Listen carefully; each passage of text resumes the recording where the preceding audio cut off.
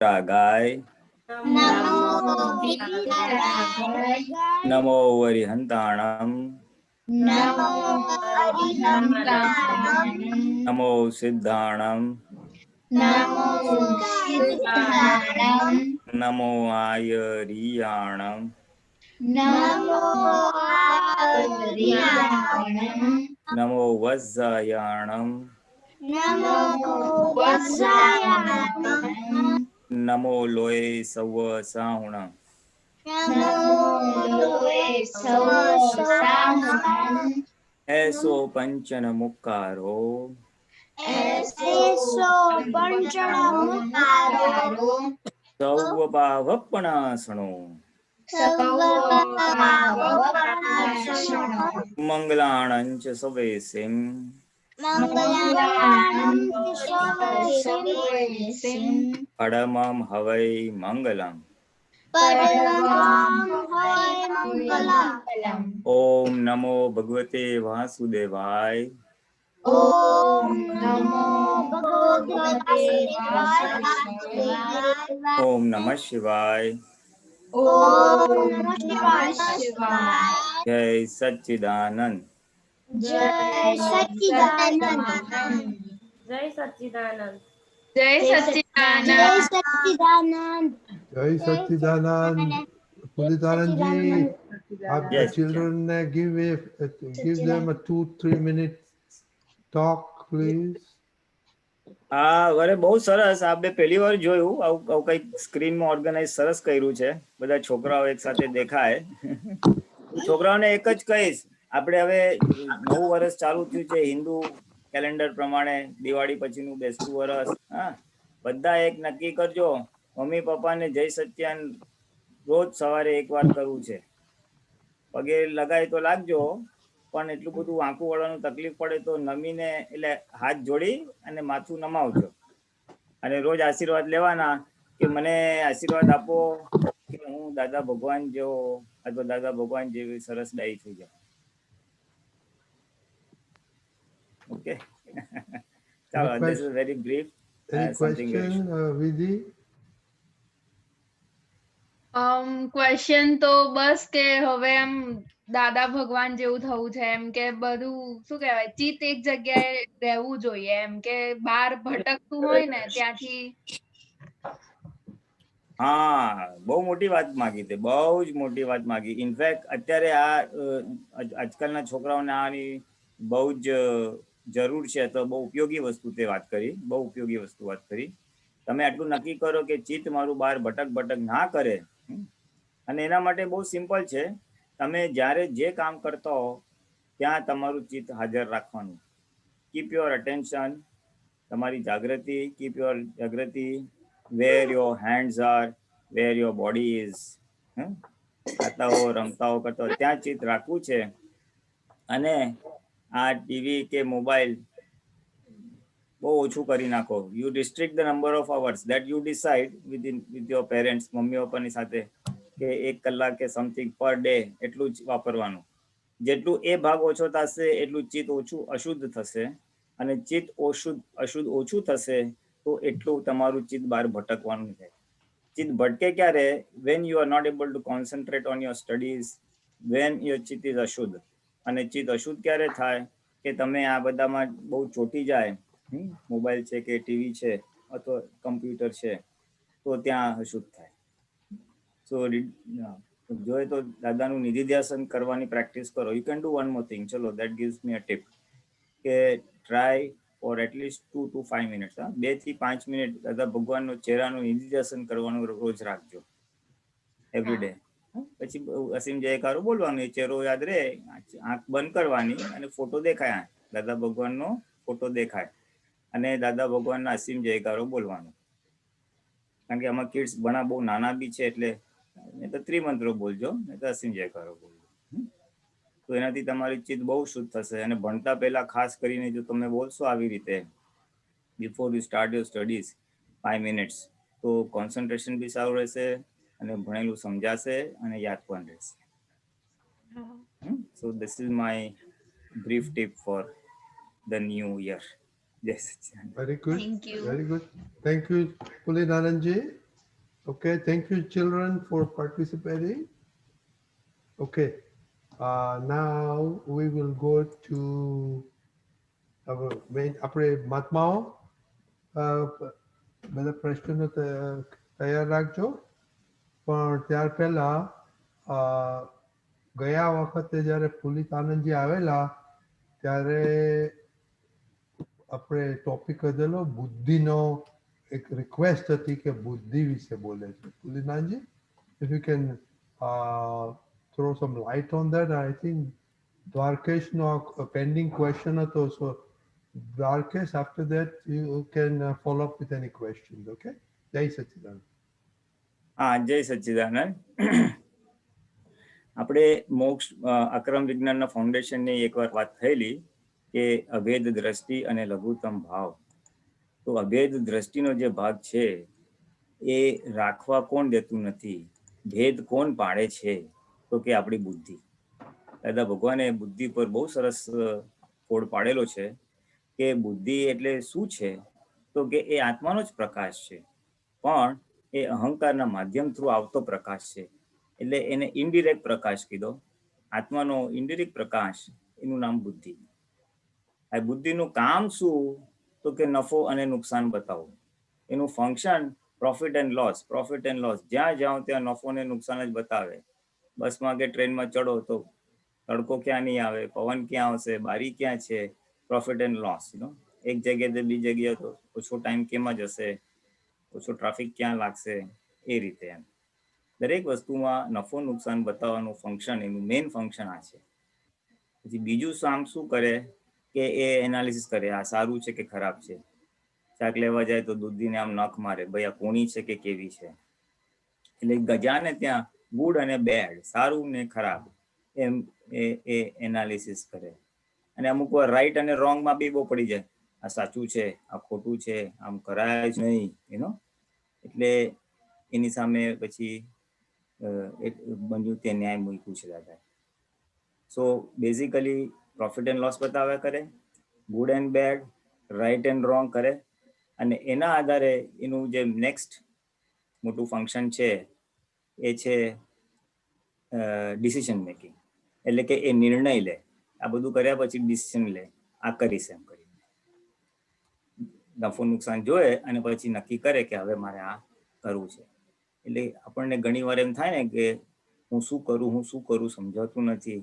તો એ જે ઇનડિસિઝન આવતું હોય એ અમુક વાર આ બુદ્ધિની કચાશને લીધે બી આપણે ક્વિકલી, એટલે તરત ડિસિઝન ના લઈ શકતા. અને ઘણા લોકો ફટફટ ડિસિઝન લે, તો કે બુદ્ધિને થોડી નિર્મળતા. એટલે આ બુદ્ધિ આત્માનો ઇનડિરેક્ટ પ્રકાશ, આ એનું ફંક્શન. અને આપણે મહાત્માઓને હવે શું છે, તો આપણે મહાત્માની તો પ્રજ્ઞા શક્તિ ઉત્પન્ન થઈ આત્મ પ્રાપ્ત થયા પછી, પણ ડિસ્ચાર્જમાં હજી આ બુદ્ધિનો ભાગ છે જ. ડિસ્ચાર્જ બુદ્ધિ ખરી ને, ડિસ્ચાર્જ મન છે, ડિસ્ચાર્જ બુદ્ધિ, એવી રીતે. તો એ ડિસ્ચાર્જ બુદ્ધિ જે વિપરીત છે એ આપણને હેરાન કરે છે અથવા મોક્ષ માર્ગમાં બાધક બને છે. હવે વિપરીત એટલે શું? કે જે બુદ્ધિ સંસારનો નફો નુકસાન બતાવ્યા કરે, ક્યાં મને પ્રોફિટ એન્ડ લોસ છે વ્યવહારમાં, રિલેટિવમાં, એ બધીને વિપરીત બુદ્ધિ કહી.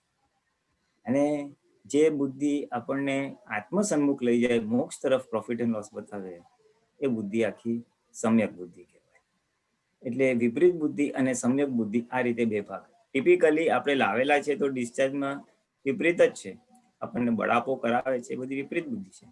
જેમ જેમ આપણે આ સત્સંગમાં સાંભળીએ છીએ, પછી જેમ જેમ આપણે 5 આજ્ઞાઓ પાડીએ છીએ, તેમ તેમ આપણી બુદ્ધિ ધીમે ધીમે હવે સમ્યક થઈ રહી છે, આપણી સવડી થઈ રહી છે. કારણ કે પહેલા એમ લાગે ચલો પિક્ચર જો, પછી બુદ્ધિ બતાવે ના હવે પિક્ચર તો જોયા જ છે, સત્સંગ સાંભળી લો ને, એટલે આત્મ તરફ લઈ જશે. એટલે એ આત્મ તરફમાં નફો બતાવનારી વસ્તુ એ આખી સમ્યક બુદ્ધિ. પહેલા એમ લાગે કે આને મારું બગાડ નાખ્યું, એ વિપરીત બુદ્ધિ. અને ત્યાં પછી હવે આજે જ્ઞાન ને જાગૃતિ હાજર રહે તો કે ના, એ તો નિમિત્ત છે, વ્યવસ્થિત શક્તિ બગાડ, એટલે સમ્યક થઈ. એટલે હવે આપણી બુદ્ધિ ધીમે ધીમે સમ્યક અથવા સવડી બી થઈ રહી છે. છતાં જ્યાં જ્યાં આપણને એમ લાગે કે સફોકેશન થાય છે અથવા ઇમોશનલ પણ થાય છે, તો સમજવાનું કે આ મારી ડિસ્ચાર્જ થતી વિપરીત બુદ્ધિ કામ કરે છે. વિપરીત બુદ્ધિના જો મોક્ષ માર્ગમાં બાધક કારણો એટલે જ્યાં ઓબ્સ્ટ્રક્ટ કરે છે આપણને જ્ઞાનમાં વધવામાં, તો એના અમુક સિમ્પટમ્સ દાદા ભગવાને થોડા ખુલ્લા કર્યા છે. કે બુદ્ધિ હોય ને એ માણસને ઇમોશનલ કરી નાખે, હાઈ નુકસાન થઈ ગયું એમ કરીને. કોઈ માણસ આગળ જતો એને ખિસ્સામાંથી પડતો, હે તારા ખિસ્સામાંથી પડે પૈસા પડે, એટલે ઇમોશનલ થઈ જાય, કારણ કે નુકસાન એનાથી સહન જ ના થાય. નાની નાની વાતમાં એને સેન્સિટિવ કરી નાખે, આમ કરી નાખ્યું તેમ કર્યું, મને આમ બોલે છે, નાના થઈને મોટાને આમ બોલે છે. એટલે સેન્સિટિવિટી, ઇમોશનલપણું, જે એક્સેસ બુદ્ધિ હોય એ આખું કરે. એનાથી શું થાય, બળતરાય બહુ વધે. હવે વડીલો હોય અને નાના છોકરાઓથી કંઈક એક્સપેન્સિવ કટલરી કે ક્રોકરી, કપ રકાબી, ગ્લાસ પડી જાય, તૂટી જાય, તો છોકરાને બહુ અસર ના થાય, પણ મોટાઓને થાય. જ્યારે જુઓ ત્યારે તોફાન જ કરે છે.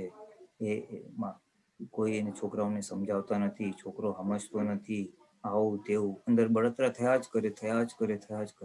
કારણ કે એને નુકસાન દેખાયા જ કરે છે. એટલે જ્યારે આવું કંઈક બળતરા વધારે પડતું ચાલતી હોય તો સમજવું કે આપણે આપણી અંદર આ વિપરીત બુદ્ધિ કામ કરી રહી છે. એટલે બળતરા કરે. વિપરીત બુદ્ધિ ભેદ પાડે. આ મારું ઘર, આ તારું ઘર, આ મારા પૈસા, તારા પૈસા, આ મારું, આ તારું, મારું તારુંનું જો ભેદ પડતો હોય તો સમજવાનું કે અહીંયા વિપરીત બુદ્ધિ કામ કરે છે. સામાન્ય રીતે સામાન્ય હોય, પણ જ્યારે આપણને બળતરાના સ્વરૂપમાં આવી જાય, જ્યાં આપણે આજ્ઞા કે જ્ઞાનમાં આપણને રહેવા ના દેતું હોય, તો સમજવાનું કે આ ડિસ્ચાર્જ થતી વિપરીત બુદ્ધિ અને ભેદ પાડી રહી છે. વિપરીત બુદ્ધિથી અંતરાય પણ પડી જાય, કારણ કે એ છે ને વણમાગી સલાહ આપી દે. વિપરીત બુદ્ધિનું મોટામાં મોટું ચિહ્ન શું છે? વણમાગી સલાહ. એડવાઇસ પૂછી ન હોય તો એ આપી જ દે.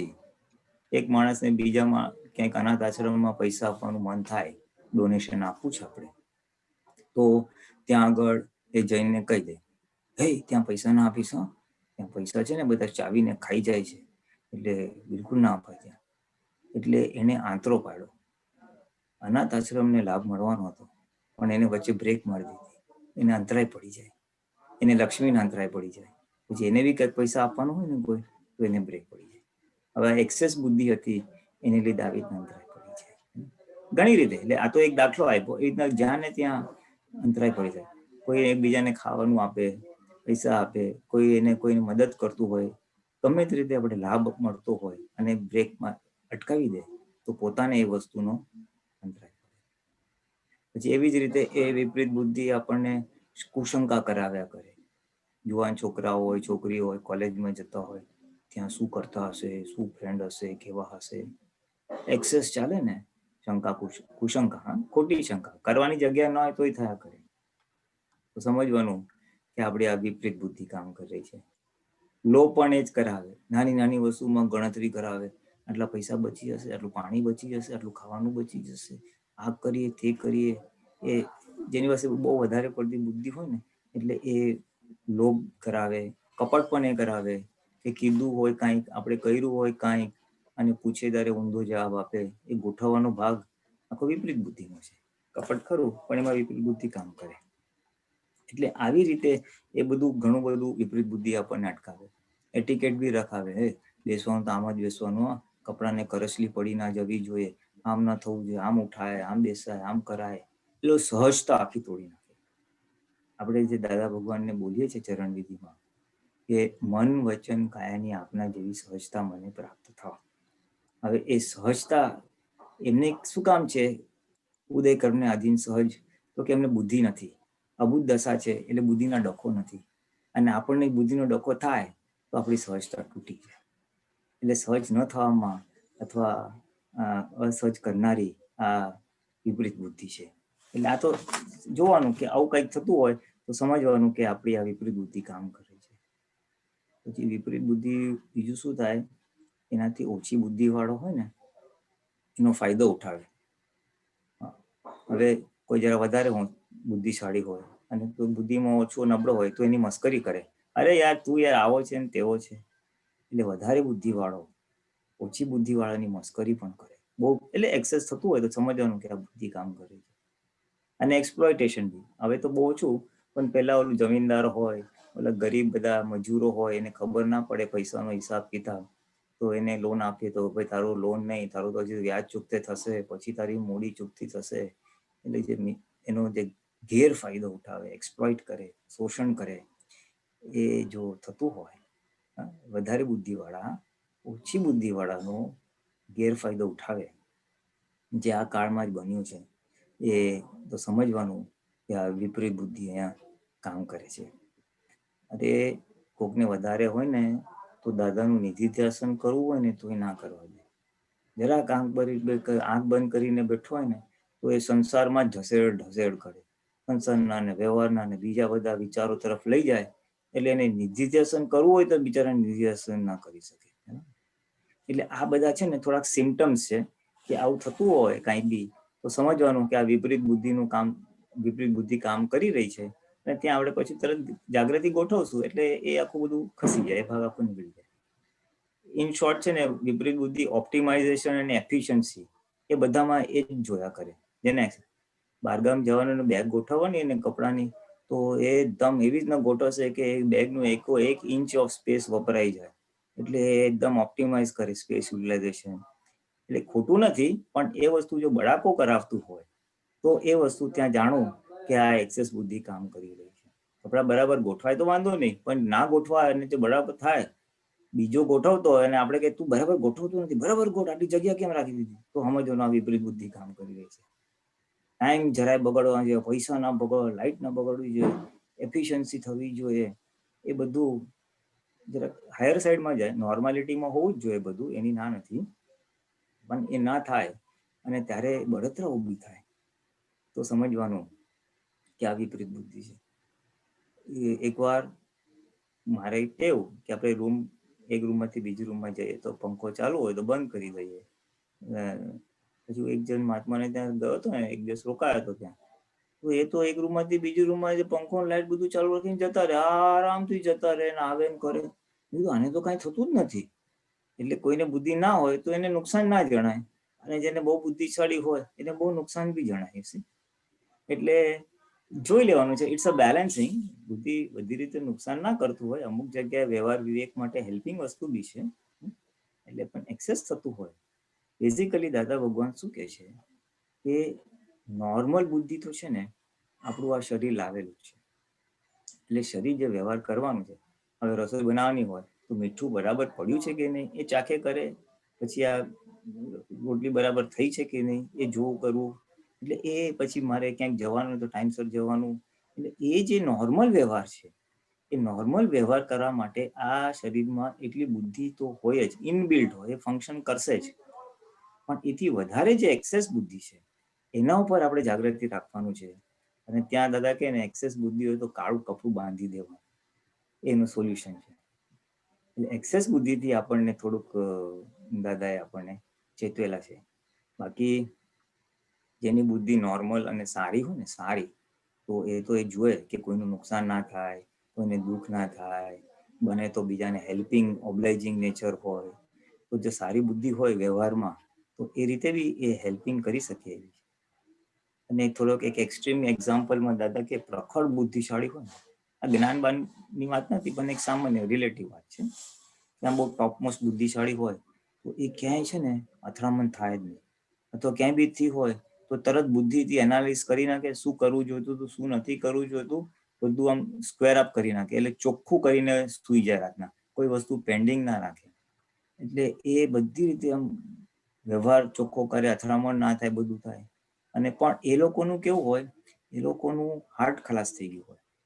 બુદ્ધિ અને હાર્ટ, હૃદય જેને કે ને, એ વિરોધાભાસી છે. આ એક બહુ મુદ્દો સમજવા જેવો છે. આપણે મોક્ષ માર્ગ હૃદય માર્ગી છે, હાર્ટીલી માર્ગી છે. અને બુદ્ધિ અને હાર્ટને વિરોધાભાસ એટલે કે વેર. જો હાર્ટ હોય ને તો બુદ્ધિ ના હોય, અને બુદ્ધિ હોય તો હાર્ટ ના હોય. એટલે મોક્ષે જનારે હાર્ટથી કામ લેવાનું છે અને બુદ્ધિથી કામ નથી. અને પ્રખર બુદ્ધિશાળી હોય ને એનું હૃદય ખલાસ થઈ ગયું, એટલે એને છે ને બધી જગ્યાએ સેટઅપ કરી નાખે બધું, પણ એને હસવું બી ના આવે. બધા હસતા હોય, આમ સહજ ભાવે, તો એ સહજતા હોય ને એની હાર્ટીલી હોય, હસવું થોડું આમ સામાન્ય હસે ને ઉપલક હસે ને બંધ થઈ જાય બસ. એટલે એ જો એક્સેસ બુદ્ધિના બધા આ બધા એના સિમ્ટમ્સ છે. એટલે આપણે જરાક કંઈક હોય તો આપણે જોઈ લેવાય જે આપણને હેલ્પિંગ રહે. દાદા ભગવાન એક સરસ વાત કરે છે કે આપણે રૂમમાં બેઠા હોઈએ અને લાઈટ જતી રહે રાતના ટાઈમમાં, તો આપણે શું કરીએ તો કે આપણે મીણબત્તી સળગાવીએ અને થોડી વાર પછી લાઈટ પાછી આવી જાય તો આપણે મીણબત્તી ઓલવી નાખીએ, કારણ કે ટ્યુબલાઇટ આવી ગઈ એમ. તો દાદા શું કહે છે કે જ્યાં સુધી આપણને જ્ઞાન નહોતું મળ્યું ત્યાં સુધી આપણે બુદ્ધિના પ્રકાશથી આપણે બધો વ્યવહાર કરતા હતા. ઓબ્વિયસ છે, તો જે પ્રકાશ હોય ત્યારે કરીએ. એટલે બુદ્ધિના પ્રકાશથી આપણે બધું ચાલતા હતા, બધો જ વ્યવહાર, ઉઠવો બેસો ખાવો પીવો અને બધું જ રીતે. હવે કે તમને જ્ઞાન લીધું, આત્મદ્રષ્ટિ પ્રાપ્ત થઈ અને હવે આત્માનો ડાયરેક્ટ પ્રકાશ પ્રજ્ઞા સ્વરૂપે આજે જ્યારે કામ કરી રહ્યો છે અને એ આવ્યા પછી, મોટી ટ્યુબલાઇટ આવ્યા પછી તમે મીણબત્તીને ચાલુ રાખો તો કેના જેવું કહેવાય? એ મૂર્ખાઈ કહેવાય. એટલે કે પ્રજ્ઞા હોવા છતાં તમે બુદ્ધિના પ્રકાશથી કામ કરો કે લાભ લો તો એ એના જેવું છે કે ટ્યુબલાઇટ આવવા છતાં તમે મીણબત્તી વાપરો છો. એટલે મોક્ષ માર્ગમાં એ રીતે થોડુંક આપણે જાગૃતિ રાખવા જેવું છે. પ્રજ્ઞાના પક્ષમાં રહેવું અને અજ્ઞાના પક્ષમાં ના બેસવું. અજ્ઞા એટલે આપણે ડિસ્ચાર્જ થતી બુદ્ધિ અને ડિસ્ચાર્જ થતો અહંકાર.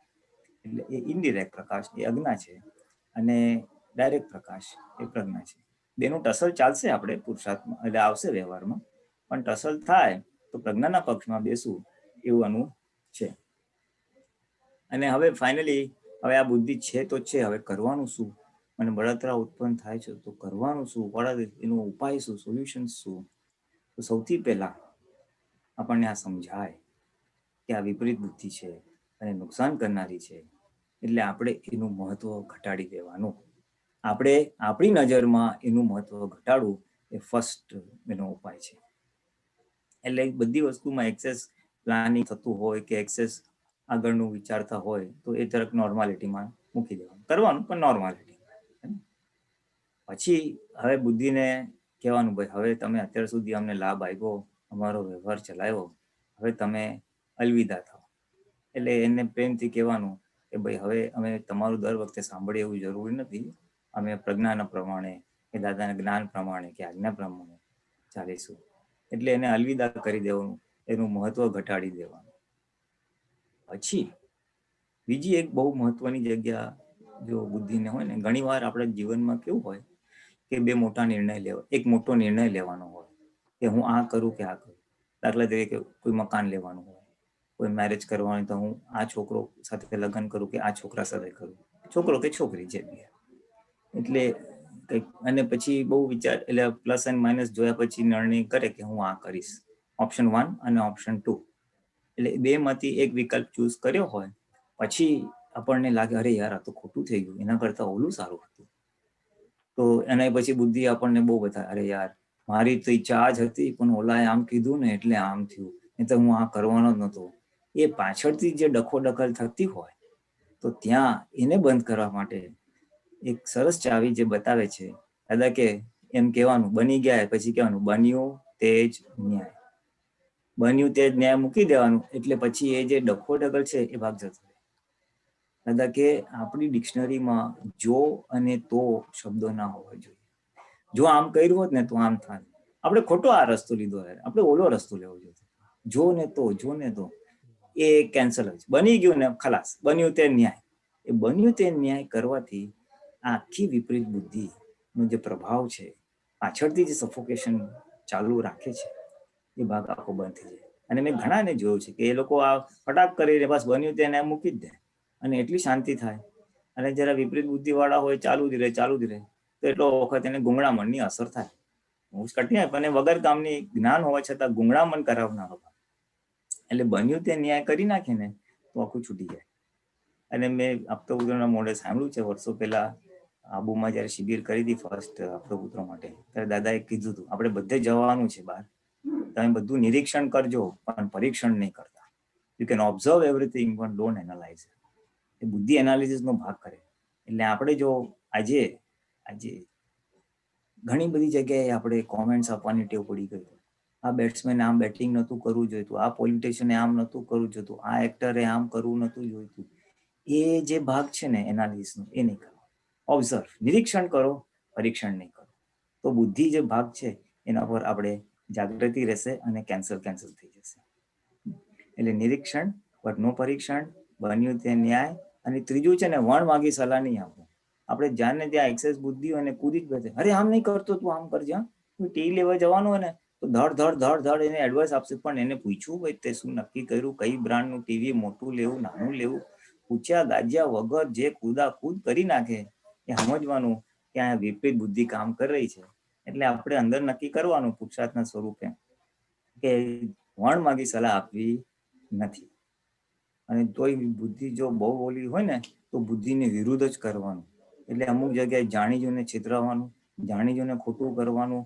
એનાથી શું થાય, બુદ્ધિને એમ થાય કે હવે આપણું ચલણ રહ્યું નથી. મનના સંયમ માટે બી બતાવે છે દાદા કે મનની વિરુદ્ધ ચાલો ને એટલે મનનો ફોર્સ આખો ઓછો થઈ જાય. એને લાગે હવે ભાઈ આ માલિક પ્રકૃતિ અમારા હાથમાં રહી નથી. એટલે અમુક કેસીસમાં આ બધા ઉપાયો જ છે, પણ કેસ ટુ કેસ બેઝિસ વાપરવાનો છે, એટલે વિવેકપૂર્વક કરવાનો છે. તો ક્યારેક બુદ્ધિને વિરુદ્ધ ચાલો, જાણી જોઈને છેતરાઓ એના માટે. એક લોભિયો હતો, એને દાદાએ ના કીધું કે ભાઈ દાદા મારાથી બિલકુલ પૈસા વપરાતા નથી, મારે વાપરવું છે. તો દાદાએ શું કીધું, તું કાલે સત્સંગમાં આવે, રિક્ષામાં આવતા ચિલ્લર હાથમાં રાખજે, કોઈન્સ, અને તું ચિલ્લર પછી વેરતો આવજે બધાને, એટલે તારી એ લોભની ગાંઠ તૂટશે. એટલે એ આખું બુદ્ધિની વિરુદ્ધ ચાલવા વાળી વાત થઈ. એટલે સમથિંગ લાઈક ધેટ. એવી રીતે બી કરીએ ને તો પછી આપણે બુદ્ધિ જે આપણને હેરાન કરે છે એ ઓછું થઈ જાય. પછી બુદ્ધિ અમુક વાર બહુ ચીકણું કરે.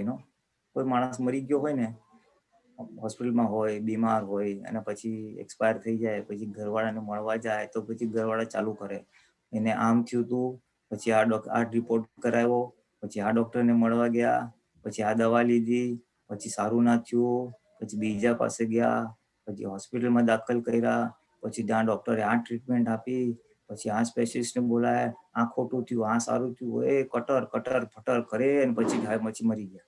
દાદા કે એટલું બધું લાંબુ નહીં કરવાનું, આટલું થયું હતું, આટલું કર્યું ને પતી ગયું, બસ. ચોરીને ચીકણું કરવાનું, હાઇપર એફિશિયન્સી ઓપ્ટિમાઇઝેશન જે થાય છે એ ભાગ પર આપણે વોચ રાખવાની અને કાઢી નાખવાની. ટૂંકામાં પતાવી દો, ભાઈ બીમાર હતા, થોડું ડોક્ટરને બતાવ્યું, પણ આમ થઈને નીકળી ગયું. એટલે એનાથી ચીકણું કરવાનું નહીં. વધારે પડતું જે ચીકણું કરે છે ને, હાઇપર એનાલિસિસ જેને કહેવાય, વસ્તુ બન્યા પછી વધારે પડતું પોસ્ટમોર્ટમ કરે, આ શું કામ થયું ને, કેમ થયું ને, આમ નતું કરવું જોઈતું, એ બધું વિપરીત બુદ્ધિનું છે. એટલે ત્યાં ચીકણું કરવું નહીં, એ આનો ઉપાય, એનો ઉપાય. એટલે પછી બીજા એક ઉપાયમાં આપણે જે કે ને, મૌન પકડવું, જુઓ તો ખરા શું થાય છે.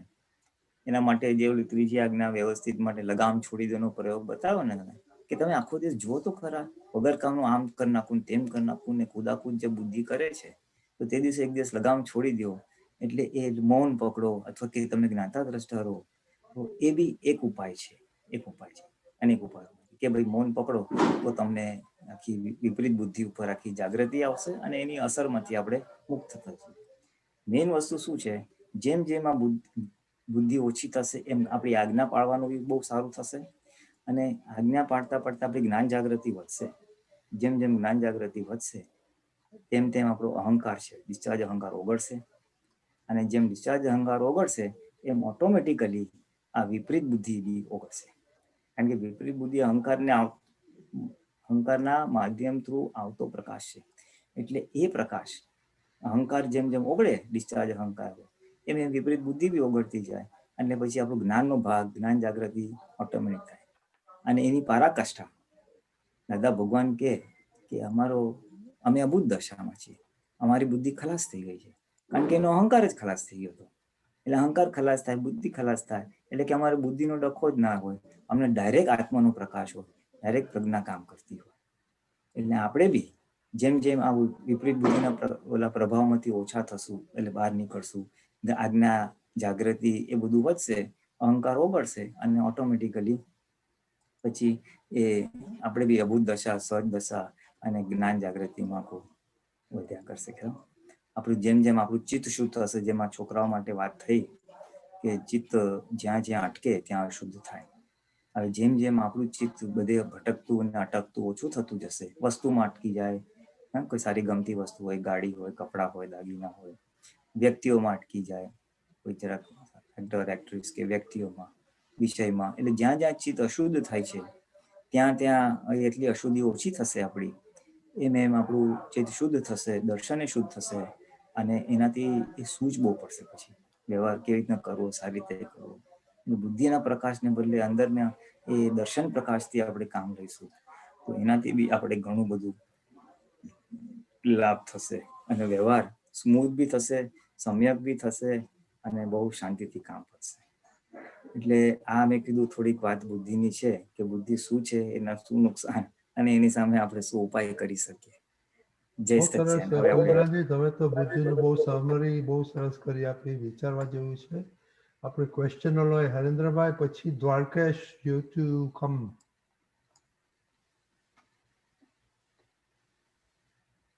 હરેન્દ્રભાઈ. જય સચ્ચિદાનંદ પુલિનાનંદજી. જય સચ્ચિદાનંદ. નીના પૂછે છે પ્રશ્નો, સાંભળો. પુલિનાનંદજી, સમજણ અને સૂઝ એ વન ટાઈપ ઓફ બુદ્ધિ જ કહેવાય? ના ના, એ સૂઝ છે ને એ એકચ્યુઅલી એ દર્શન પ્રકાશમાં જાય. આત્માનો જે દર્શન નામનો ગુણ છે ને એ એનું ફંક્શન છે. એ સૂઝ તો દરેક જીવ માત્રને હોય, જીવ માત્રને સૂઝ હોય. હા, દાદા તો કે ઝાડને પણ હોય. એટલે દર્શન આવરણ જેને કેમ થોડોક આત્માનો અનાવરણ ભાગ છે, એટલે આત્માનો ડિરેક્ટ પ્રકાશ છે એ. અને એ એની સેફ સાઈડ કહેવાય. માણસ સૂઝથી ચાલે ને તો એની સેફટી હોય. જેમ જેમ ગાય બી હોય ને તો ગાય ખાવાનું આમ સૂંઘે, પછી એને ખબર પડે આ ખાવા જેવું છે, ખાવા જેવું નથી, તો એ એની સૂઝ કામ કરે છે ત્યાં. અને આપણે અજ્ઞાન અવસ્થામાં હતા ને, અમે ખબર નહીં તમને ખ્યાલ, અમે ઇંગ્લિશમાં છે ને નાના સ્કૂલમાં હતા ને કે કાંઈ બી decision my conscious does not allow me to do, મારું હૃદય મને ના પાડે. એટલે એ સૂઝ છે એકચ્યુઅલી સ્પીકિંગ. એટલે સૂઝ છે ને એ માણસની સેફટી છે. અને સૂઝ અનુભવથી આવે. અનંત અવતારના દરેક અવતારમાં કાંઈ ને કાંઈ શીખે ને, સાચું ખોટું. હા, એટલે એ પછી સૂઝ રૂપે કામ કરે છે. એટલે આમ દર્શન ગુણમાં જાય, એ સૂઝ એમાં જાય. અને બુદ્ધિ તો ઇનડિરેક્ટ અહંકાર થ્રુ આવતો પ્રકાશ છે. એટલે એ જો વિપરીત હોય તો સંસાર તરફ નફો નુકસાન બતાવશે.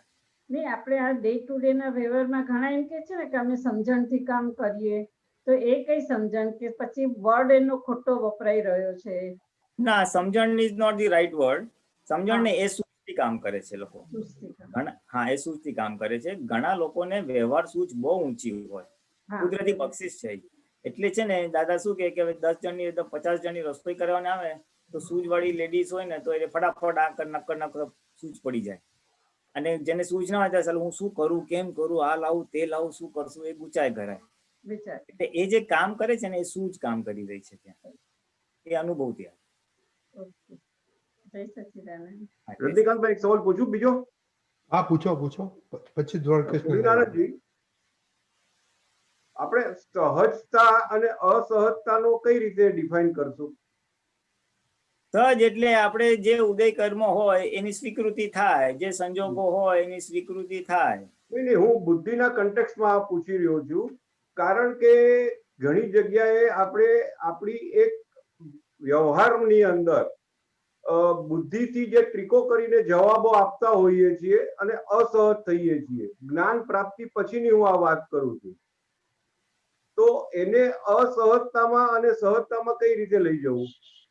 હા, બસ તો એમાં જવાબ આપી ગયો ને તમારો, કે બુદ્ધિ વાપરીને આપણે ગોઠવીને બોલીએ, કપટપૂર્વક બોલીએ, કે આમ ડેકોરેશન વાળું સારું સારું બોલીએ પણ અંદર કંઈક બીજું હોય. એટલે એ સીધી વાત છે. એ બુદ્ધિ છે, વિપરીત બુદ્ધિ છે અને અસહજ છે. સહજ વાળો માણસ હોય તો એના જે હૃદયમાં આવે જે ફટ કરતું સંજોગ પ્રમાણે નીકળી જ જાય વાણી એની. ગોઠવેલું હોય એ બધું અસહજ જ છે. એટલે ટૂંકમાં જ્ઞાન હોવા છતાં જે મારો આ વ્યવહાર થાય છે તો એ વ્યવહારને કેવી રીતે કરેક્ટ કરવો? એ જાગૃતિ રહે કે આ વસ્તુ ખોટું છે, આ અસહજ ભાગ છે. એટલે આપણે સમજી જવાનું કે મારી અંદર આ ડિસ્ચાર્જ કપટ, મારી અંદર ડિસ્ચાર્જ લોભ, કે મારી અંદર ડિસ્ચાર્જ માન કામ કરી રહ્યું છે. મારું ખરાબ ના દેખાય એટલે હું આવી રીતના ગોઠવણી કરું, મારા વસ્તુ ના બગડે એટલે ગોઠવણી કરું. એટલે લોભ છે, માન છે. એક મારું ધાર્યું કરાવું, મારું રિલેટિવમાં નુકસાન ના થાય. એટલે એ અવળી સમજણ, એટલે પૂતગલ પક્ષી સમજણ કે સંસાર વ્યવહાર પક્ષીની સમજણ જે કામ કરી રહી છે બુદ્ધિના માધ્યમ થ્રુ, એ કામ કરી રહી છે એવું આપણે ખ્યાલમાં આવી જાય. અને પછી ત્યાં આપણે નક્કી જ કરવાનું કે દાદા આવું ના હોજો, મારે સહજ રહેવું છે, મારે કશાયના પક્ષમાં નથી રહેવું. ક્રોધમાન માન રોગમાં પક્ષમાં નથી રહેવું, જેમ છે તેમ રહેવું છે, એવું તમે નક્કી કરો. મુખ્ય તો કેવું છે, કશાયનો સંયમનું તમે નક્કી કરો ને એટલે પછી બુદ્ધિ પણ એમાં હેલ્પ કરે તમને અને ઓપન થવામાં. ઢાંકવાનો ભાગ, ડેકોરેશનનો ભાગ, એ બધો ભાગ આખો ઓછો થઈ જાય. કારણ કે હવે મોક્ષે ચાલ્યા, હવે આ બધું ડેકોરેશન ને બધું એ સંસાર ચલાવવા માટે હતું અજ્ઞાન અવસ્થામાં. હવે મોક્ષે જવાનું છે, સંસારથી છૂટવાનું, એટલે પ્રકૃતિનું રક્ષણ કરવાનું નથી. એટલે આવી બધી સમજણો ગોઠવાય ને એટલે કશાયનું ખોરાક ના મળે, એટલે પછી કશાયને ખોરાક ના આપવાનો તો બુદ્ધિની બી જરૂર નથી, તો પ્રજ્ઞા જ પછી જેમ છે એમ વાણી નીકળે. હે? પછી વાણી જેમ છે એમ નીકળે. હા, વાણી જેમ જેમ તો નીકળશે અને સ્યાદવાદ બી થતી જશે. ત્યારે 9 કલમ તમે 50 વાર બોલ કરો, સ્યાદવાદ, વાણી, વર્તન, મનન, પણ એની પાછળ જો તમારી આ ડિસ્ચાર્જ કશે કામ કરે તો તમને એ સેટ જ નહીં થાય, સહજ બનવા જ નહીં દે. કારણ અત્યારે શું છે, આ બુદ્ધિના ઓલામાં મારું ખરાબ ન દેખાય ને સામાન્ય ખરાબ ન લાગે એ રીતે કરીને આખો વ્યવહાર ચાલતો હોય. હા, એ જૂની આદત છે મારું ને સાચવી લઉં પેલા કે જેથી મારું ખરાબ ન દેખાય અને હું કઈ જે કહી રહ્યો છું એનાથી સામાન્ય પાછું એ કન્વિન્સ થઈ જવું જોઈએ, ખરાબ ન લાગવું જોઈએ. હા, એટલે એ જ બધું એ છે ને, એ સ્વાર્થ બુદ્ધિ કામ કરી રહી છે. બુદ્ધિ હંમેશા સ્વાર્થી હોય. એટલે જેટલું આપણે નિસ્વાર્થ બનશું, જેટલું પરોપકાર સેવા કરશું, અને આ તો સમજ છે આખી. નિસ્વાર્થ સેવા, ઓબ્લાઇઝિંગ નેચર, એટલે દાદાએ જે ઓબ્લાઇઝિંગ નેચર કીધું છે ને, એ આખો નાખો સ્વાર્થ ભાગને છેદી નાખે છે, આખો નાખો લોભ ભાગને છેદી. મારું સુખ, મારા પૈસા, મારું માન, મારું મારું મારું, એ આખું પ્રકૃતિ અને ભૂતગલનું રક્ષણ છે. એ મોક્ષમાં જવા જ ના દે. એટલે એ નિસ્વાર્થમાં આવું છે, એવી એક સમજણ બી મળી જાય ને કે મારે નિસ્વાર્થ થવું, not me first, others first, બીજાનું સુખ પહેલા, મારું સુખ પછી. એ સમજણ રિવર્સ થાય ને એટલે તમને સ્વાર્થનો ભાગ તૂટી જશે. એટલે પછી સ્વાર્થનો ભાગ તૂટી જાય એટલે પછી આખું બધું આ બધું જે મારા માટે બધી ગોઠવણી છે આખી બધી ફ્રેક્ચર થઈ ગઈ ને. મારે મારું નથી જોવાનું. એટલે એ પછી આ તો સમજણ જ, પાયાની સમજણ ના ફરે ને ત્યાં સુધી આ બધા શબ્દો જ રહેવાના. રાઈટ, એટલે કપટમાં જાય. હા, કપટ ખરું ને, કપટ ખરું ને. કપટ, લોભ, માન બધું જ કામ કરશે ડિપેન્ડિંગ ઓન ધ સિચ્યુએશન. બરાબર, પાયામાં કશા છે. હા, એ સ્વાર્થ આપણે અનાદિકાળથી અને આ અવતારમાં આટલા વર્ષો એના જ પ્રકાશથી અને એનાથી જ જીવેલા, અને એમાં નફો છે, એમાં ફાયદો છે, આમ જ જીવાય. બધા એમ કરે છે, હું બી આમ કરું. એને એટલું બધું પુષ્ટિ મળી ગઈ છે ને કે જ્ઞાન પ્રાપ્ત થવા છતાં એ હજી એ જૂની આદત ફંક્શન કરી રહી છે, કામ કરી રહી છે. અને જૂની આદતને લીધે આજે જ્ઞાન હોવા છતાં આનંદ આવતો નથી. જ્ઞાન હોવા છતાં આપણે જે આપણે કહે છે ને, જ્ઞાન છે ને, જ્ઞાન છે ને, આપણે બુદ્ધિથી સમજેલા છે. આટલા બધા આપણે સત્સંગ કરી, આ સૂત્રો સમજો ને આ વાત સમજો, બહુ મજા આવી ગઈ, પણ એ બુદ્ધિના લેવલે છે, જ્ઞાનના લેવલે એટલું સમજ્યા છે પોતે જોવાનું છે. રાઈટ, બુદ્ધિના જ્ઞાનના સમજાય ને તો ત્યારે હાજર થઈ જ જાય. અને હાજર થતું નથી ત્યારે મને હજી ચુકાઈ જાય છે, કારણ કે જ્ઞાન પરિણામ પામ્યું નથી. બરાબર, બુદ્ધિના લેવલે સમજેલા છે. એટલે જ્ઞાનના લેવલે સમજાય, જ્ઞાન પરિણામ પામે ત્યારે પ્રગતિ થશે. નહીતર તો ગમેલા સત્સંગ અટેન્ડ કરીએ ને આપણી પ્રગતિ અનુભવના લેવલે ના વધે, નોલેજના લેવલે વધશે, ઇન્ફોર્મેશનના લેવલે વધશે. મને આ શબ્દોનો અર્થ ખબર પડી ગયો, મને આ સમજાઈ ગયું, મને તે સમજાઈ ગયું, પણ તમારી વ્યક્તિગત નિરાકુરતા ને છૂટાપણાની જાગૃતિનો ભાગ પછી એટલો બાકી રહેશે. રાઈટ રાઈટ સાહેબ, બરાબર છે. ફાઇન. જય સચ્ચિદાનંદ.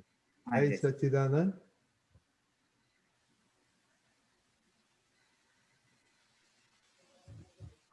દ્વારકેશ.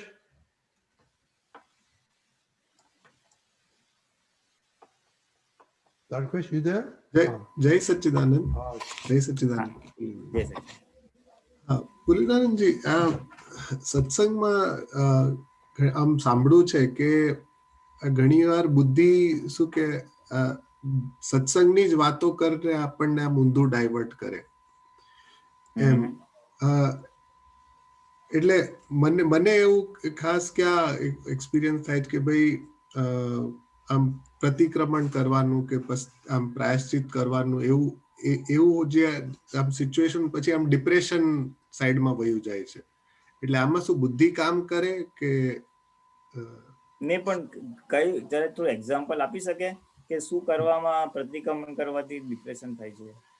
ના એટલે એવું પછી એવું ગમે લાગે normally કે depression થાય નહીં હજી ક્યારેય. આવું થાય, હજી આવું અંદર થાય છે કે આવું આમ વિચાર આવે છે કે હજી એમ એવું અંદર છે તે શું કે ડિપ્રેશન જેવું થાય. તો એમાં શું બુદ્ધિનો એટલે ભૂલ વારંવાર હા થાય છે હા એને લીધે, અને એની સામે પુરુષાર્થ ઓછો પડે છે કે કાચો પડે છે કે ભૂલ જતી નથી, એને લીધે ડિપ્રેશન જેવું લાગે હા છે. હા હા હા એવું. હા. ને એમાં તો શું છે, એ શું સમજાવે છે કે ભૂલ વારંવાર થાય છે, નથી કરવી થાય છે, અને પછી એને લીધે લોકોનું સાંભળવું પડે ને એટલે આપણને ઓલું ફ્રસ્ટ્રેશન આવે, જાણે કે આ શું એમ. તો ત્યાં એનો જવાબ એક જ છે કે જો ભૂલ વારંવાર થતી હોય અને આપણી ઈચ્છા નથી છતાં થાય છે, આપણે ભૂલના પક્ષમાં નથી છતાં થાય છે, તો આપણે એટલું સમજવાનું કે ત્યાં આપણે ભૂલને પ્રોપરલી સમજ્યા જ નથી. આ ખોટું છે એને વિગતવાર સમજવાની બહુ જરૂર છે. કોઈ પણ વસ્તુ એક્ઝેક્ટલી જો સમજાઈ જાય ને તો ભૂલ ના થાય. બે બોટલમાં બે સરખી બોટલો હોય નાની નાની, એકમાં દવા છે ને એકમાં પોઈઝન છે. આપણે પલંગની બાજુમાં બારી પર રાખી છે બે બોટલ, પછી આપણે રોજ રાતના સૂતી વખતે લેવાની છે, પણ એક દિવસ સૂતા સૂતા આપણે સૂઈ ગયા, લાઇટ બંધ થઈ ગઈ, પછી એકદમ યાદ આવ્યું અરે મારે દવા લેવાની છે, તો સીધું આમ હાથ બોટલ ઉપર નાખીને દવા નહીં લઈ લઈએ, આપણે લાઇટ ચાલુ કરશું ભાઈ કઈ બોટલ છે, પછી શું કામ, તો આપણને સમજાય છે કે જો ખોટી બોટલ લેવાઈ ગઈ તો શું પરિણામ આવશે. એ સમજાય તો પછી આપણે ભૂલ ના કરીએ. એટલે જ્યારે ભૂલ વારંવાર થતી હોય તો આપણે એ ભૂલને સારી રીતે સમજવાની જરૂર છે. તો કયા કારણથી આ ભૂલ થાય છે, વોટ ઇઝ ઓપરેટિંગ વિધિન, મારી કઈ સમજણ કામ કરે છે જેને લીધે આ ભૂલ રિપીટ થાય છે. અને ત્યાં આપણે સમજ થોડી કાચી પડે, અને તો એટલે કાં તો એક સમજ કાચી પડે, અને કદાચ સમજ અને આપણો નિશ્ચય થોડો કાચો પડતો હોય. ધ ફર્મ રેઝોલ્યુશન, દ્રઢ નિશ્ચય કે મારે આ ભૂલ નથી કરવી. એટલે એ બે નું કોમ્બિનેશન થાય ને એટલે પછી એ ભૂલની આખી તીવ્રતા ઘટતી જાય, ભલે તરત જતી ના રહે પણ એની ઇન્ટેન્સિટી ઘટતા ઘટતા પછી ઓછી થઈ જાય. એટલે ડિપ્રેસ થવાની જગ્યાએ આપણે દાદા પાસે શક્તિ માંગવી જોઈએ કે હે દાદા ભગવાન, આ ન કરવાની મને શક્તિ આપો, જે બી ભૂલ હોય. આ જ્યાં નવકલમું ને બધું છે એ આ કેટેગરીમાં જ છે કે ભાઈ હમ ન દુભાય. હવે એ હાર્ટીલી આપણે બોલીએ કે ખરેખર બસ આપણે આપવું જ નથી, કમ વર્તને ન દુભાય ન દુભાવાય, એવી સ્યાદવાદ વાણી, એવી સ્યાદવાદ વર્તન અને એવું સ્યાદવાદ મનન કરવાની મને પરમ શક્તિ આપો. હવે એ વસ્તુ આપણે માગ કરીએ ને તો એનાથી શું થાય કે એનાથી ઓપોઝિટ કંઈ આવે ને તો તરત આમ જાગૃતિ આવી જાય, હા કેમ ભાઈ આ ભૂલ થાય છે, શું છે પ્રોબ્લેમ, અને ત્યાં જાગૃતિ આવી જાય એટલે ઓટોમેટિકલી કરેક્ટિવ એક્શન આવી જશે. હંમેશા જયારે આવું થતું હોય ને, કાંઈ ના સમજ પડે, દાદા પાસે શક્તિ માંગો ને દાદા ન કરવાની શક્તિ આપો, વાત મને સમજાય એવી કૃપા કરો, તો નૈમિતિક રૂપે ગમે ત્યાંથી કોઈ બી સત્સંગમાં કે પદમાંથી કે દાદાની કોઈ આપતવાણી કે અક્રમમાંથી આપણને ગાઈડન્સ મળી જશે કે શું કરવું જોઈએ અને શું ના કરવું જોઈએ. હા, so the key point I am trying to say is કે એ દોષ સર્વાંગ રીતે સમજાય કે એમાં રિયલી ક્યાં નુકસાન છે, મારી કઈ અવળી સમજણ મને એ કરાવે છે, એટલે સમજણ કરેક્શન થાય, પછી આપણો દ્રઢ નિશ્ચય થતો જાય, અને થર્ડ કોમ્પોનન્ટ ઇઝ જાગૃતિ. એવું વસ્તુ બને ત્યારે ત્યાં એક એ સમજ હાજર રહેવી છે, બરાબર ને. એટલે એ ત્રણેયનું કોમ્બિનેશન આવે ને એટલે પછી એ ભૂલ ધીમે ધીમે ઓછી થતા થતા થતા ઝીરો પર જતી રહે. મારે ઉણોતરી કરવાની છે મને ખબર છે, હું જે કરી ત્યારે મને ફાયદો બી છે ખબર છે, એટલે સમજ તો પડી ગઈ છે, પણ મારો નિશ્ચય કાચો ને તો જ્યારે ભાવતી વસ્તુ ખવાઈ જ જાય, એટલે ત્યારે નિશ્ચય એટલે એ ફ્લોપ કરે, અને નિશ્ચય પાકું અને ક્યારેક તો શું યાદ જ ના આવે એટલે જાગૃતિ જ ના રહે. નિશ્ચય તો કર્યો છે પણ હારું ભૂલાઈ ગયું યાર, આ તો મેં નક્કી કર્યું હતું. એટલે નિશ્ચય, જાગૃતિ અને સમજ એ ત્રણેય વસ્તુ આવે ને એટલે પછી એ દોષનું નિવારણ થતું જાય. So rather than get frustrated, આપણે શક્તિ જ માંગવાની, and I'm very sure, મારો તો અનુભવ છે કે એ રૂપકમાં આવે છે, આપણને માર્ગદર્શન મળે અને એમાંથી નીકળી શકાય એમ છે. બરાબર છે, ઓકે, ખ્યાલ આવ્યો સર. બરાબર. જય સચ્ચિદાનંદ, જય સચ્ચિદાનંદ. કે જય સચિદાન. રાધે સુનીતા.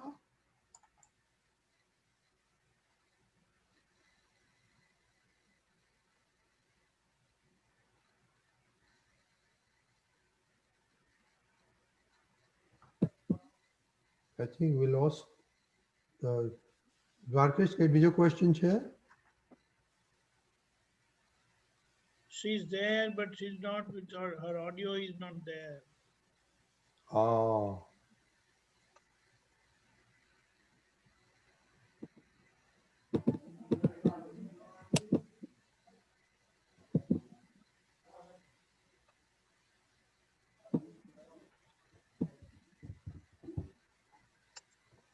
ત્યાં સુધી પૂજનજી તમે કહ્યું બુદ્ધિને રિટાયર કરવાની કહી. અમે તો બુદ્ધિને રિટાયર શું? થઈ ગયા તોય બુદ્ધિ રિટાયર નથી થતી. હા, બુદ્ધિને રિટાયર કરવાની વાત છે. ઓકે, અમે તો રિટાયર થયા તો રિટાયર નથી થતી. એટલે એ વાત તો બહુ સાચી છે, વાત તો બહુ સાચી છે. એમાં છે ને થોડુંક રહે, કારણ કે આપણે આટલા વર્ષો આપણે એના પ્રકાશથી ચાલેલા છે ને, અને આપણને ખબર જ નથી કે હજી બી આપણે એ વસ્તુ ચાલી રહ્યું છે બાય ડિફોલ્ટમાં પ્રકૃતિ એ વિપરીત બુદ્ધિના પ્રકાશથી જ વધારે કામ કરે. એટલે એ જાગૃતિ માગે છે અને નક્કી કરવાનું માગે છે કે ભાઈ મારે કઈ રીતે જ્ઞાનમાં જ રહેવું છે. એટલે જે આપણું ફોકસ છે ને આજ્ઞામાં રહેવું છે, આત્મામાં રહેવું છે, જ્ઞાતા દ્રષ્ટા રહેવું છે. એટલે જેટલું આત્મા પક્ષે આપણે જાગૃતિને ડાયવર્ટ કરશું ને તો શું થશે, મેઇન વસ્તુ શું થશે ખબર છે? મારે આત્મામાં રહેવું છે, મારે મોક્ષે જવું છે, વ્યવહારનો નિકાલ કરવો છે, એ વસ્તુનું આપણે લક્ષ્યમાં બી રહેશે અને એ વસ્તુનું મહત્વ સમજાશે. Because most important thing is જ્યાં સુધી એનું મહત્વ અને એનો લાભ ના સમજાય ને ત્યાં સુધી આ ડિસ્ચાર્જ થતી પ્રકૃતિ અત્યારે સંસાર પક્ષની જ લાવેલા છે. આપણે દાદા કે માઇનસ માર્ક વાળાને જ્ઞાન આપેલું છે, જે છલોછલ કશાય મોહથી ભરેલા છે, મોક્ષને માટે કોઈ લાયકાત નથી એવાને આત્મજ્ઞાન આપ્યું છે. એટલે માલ બધો સંસાર પક્ષનો છે અને જવું છે આત્મામાં, એટલે પ્રકૃતિથી વિરુદ્ધ ચાલવાનું છે. એ આપણને વાત બહુ સ્પષ્ટપણે સમજાઈ જવી જોઈએ. આપણે આ બધા જે પુરુષાર્થો છે ને, આગળના પુરુષાર્થો, પ્રાથમિક પુરુષાર્થો કેવા છે? હું વિધિ કરીશ, પછી અતિક્રમણ થયું તો હું પ્રતિક્રમણ કરીશ, હવે આ કરીશ તે કરીશ, એ બધા બેસિક ફર્સ્ટ ઓર્ડર બધા પુરુષાર્થ. પછી આગળ જે મારે વધવું છે એ મારે સમજવું પડશે કે મારે પ્રકૃતિની વિરુદ્ધ ચાલવું પડશે, કારણ કે મારી પ્રકૃતિ સંસાર પક્ષની છે અને મારે આત્મા પક્ષે જવાનું છે. એટલે પ્રકૃતિનું રક્ષણ કરવાનું નથી, પ્રકૃતિની વિરુદ્ધ ચાલવાનું છે, એટલે મનની વિરુદ્ધ ચાલવાનું છે, એવું નક્કી સમજાવું છું. હવે એ સમજાય ને એટલે પછી આપણે જે આપણા કમ્ફર્ટ ઝોનમાં રહેવાને ટેવાયેલા છે ને એમાંથી બહાર નીકળશું. આપણે કેવું હોય કે મારો આ ઉઠવાનો ટાઈમ, મારો આ ખાવાનો ટાઈમ, મારો આ ચાનો ટાઈમ, મારો સુવાનો ટાઈમ, બસ એ બધું સંચવાય પછી હું બીજા બધાને જોઈ લઈશ. હવે એમાં વચ્ચે કોઈક માણસ આવી ગયો તો એ આપણે હલી જઈએ અથવા એ ના ગમે, એવું બધું ઊભું થઈ જાય. કારણ કે આપણે પ્રકૃતિનું કમ્ફર્ટ ઝોનમાંથી નીકળવાને ટેવાયેલા નથી. એટલે પ્રકૃતિનું ઇનડિરેક્ટલી રક્ષણ થાય છે. રહેવું છે આત્મામાં પણ રક્ષણ પ્રકૃતિનું થાય છે. એટલે પ્રકૃતિ જ પ્રકૃતિનું રક્ષણ કરે છે. પણ ત્યાં એ આ બેસિક કોન્સેપ્ટ જો સમજાઈ જાય ને તો આપણે આ કમ્ફર્ટ ઝોનમાંથી નીકળવાનું નક્કી થશે અને તો આ તપનો ભાગ થશે. જે ના ગમતું કરવું પડે છે, મનને ગમતું નથી એવું કરવું પડે છે, ખાવામાં એડજસ્ટમેન્ટ, પીવામાં, ઉઠવામાં, બેસવામાં, એ તપનો ભાગ છે. અને તપ તો જ થશે જો આપણું પ્રાઇમરી ડિસિઝન આવશે કે જે બી થાય આત્માની બહાર રહેવાનું નહીં, પ્રકૃતિનું રક્ષણ કરવાનું નહીં, તો તપ થશે. એટલે માટે દાદાએ કીધું કે મોક્ષના 4 ફંડામેન્ટલ પાયા છે: જ્ઞાન, દર્શન, ચારિત્ર અને તપ. હવે જ્ઞાન, દર્શન, ચારિત્ર તો આપણી પાસે આવી ગયું છે કે હું શુદ્ધાત્મા છું એ સમજ આવી ગઈ એટલે સમ્યક જ્ઞાન આવી ગયું. હું શુદ્ધાત્મા છું એનો અનુભવ થઈ ગયો એટલે સમ્યક જ્ઞાન થઈ ગયું. થોડું જ્ઞાતા દ્રષ્ટા રહે છે, પણ એ જ્ઞાતા દ્રષ્ટા રહેવું એટલે સમ્યક ચારિત્ર. હવે એ ચારિત્રનો ભાગ સ્ટ્રોંગ કરવા માટે આ તપ અનિવાર્ય છે. અંડરલાઈન અનિવાર્ય એટલે કે it is required and required. બધાએ કરેલું છે. પાર્શ્વનાથ ભગવાન પર ઉપસક કર્યા તો એને તપ જ કર્યું ને, કે એને ખબર છે મારો હિસાબ ચૂકતે કરવાનો છે. દાદા ભગવાનને કેટલા બધા આવતા હતા તપ, પણ એ તપ કરવાનું છે. દાદા કે અમારે અડીજ તપ હોય, નિરંતરનું તપ, કે એમનું તપ હાયર ઓર્ડર હોય કે જ્ઞાન અને અજ્ઞાન જોઈન્ટ ના થઈ જાય, એટલે કે ઉપયોગની અખંડતા રહે. હું શુદ્ધાત્મા છું એ ઉપયોગની અખંડતા રહે, ત્યાં અમારું તપ સમાયેલું હોય. એટલે કે પ્રકૃતિમાં કિંચિત માત્ર તન્મયાકાર ના થાય, બપોરે સૂતા હોય, રાતના ઊંઘવાનું ના હોય, કે એ આત્મ જાગૃતિનો દીવડો અખંડ રહે, ત્યાં એનું તપ સમાય. એટલે ઉણોતરી તો કાયમ જ હોય, ગમે ત્યારે ઉપયોગ ચૂકે નહીં, મનને નવરું રાખે નહીં. એટલે અનેક પ્રકારે એને હતું. એટલે તપ તો અનિવાર્ય છે. હવે એ ઉપયોગની કેટેગરીમાં જયારે હાયર ઓર્ડરમાં જાય, પણ ઇન ધ પ્રોસેસ આપણે બી આગળ વધવું હોય તો તપ કરવું એટલે કમ્ફર્ટ ઝોનની બહાર નીકળવું એ નક્કી થાય ને તો જ તપ થશે અને તો જ આગળ વધાશે. એટલે ત્યાં એ જે આપણને નથી થવા દેતું એ આ વિપરીત બુદ્ધિ કામ કરે છે. એટલે એનો ઉપાય એક જ છે કે મારે ઇસી રાધર દેન બોડીનું કમ્ફર્ટ જોવા કરતા મારે આત્મ જાગૃતિમાં કેટલું રહેવાય છે, આત્માનો આનંદ કેટલો રહે છે, એ ના રહેતો હોય તો એક બીજા વ્યવહારની ભાષામાં એને મૂકવું હોય ને તો મને બહાર વિતરાગતા કેટલી રહે છે, મને મને મને જગત નિર્દોષ કેટલું દેખાય છે, સામેવાળો દોષી દેખાઈ જાય વખતે પછી પાછું નિર્દોષ દેખાય છે કે નહીં, પાછું મારું જ્ઞાન કેટલું જલ્દી આવી જાય છે, હું કેટલું રીસેટ થઈ જાઉં છું.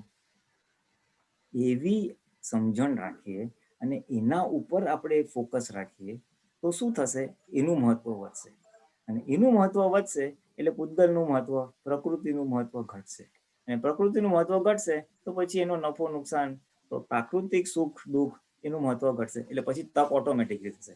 ભાઈ ના મારે વિધિ કરવાની છે, ભલે ને વહેલું છે, ભલે આપણે કાલે રાતના મોડે સુતા છે, મન બતાવે આજે આરામ કરે, નહીં વિધિ કરવાની એટલે કરવાની, આત્મા પક્ષ છે એનું મહત્વ વધી ગયું એટલે ઓટોમેટિક એટલે ઊંઘ ખંખેરી નાખશે, બીજું કરશે, ત્રીજું કરશે.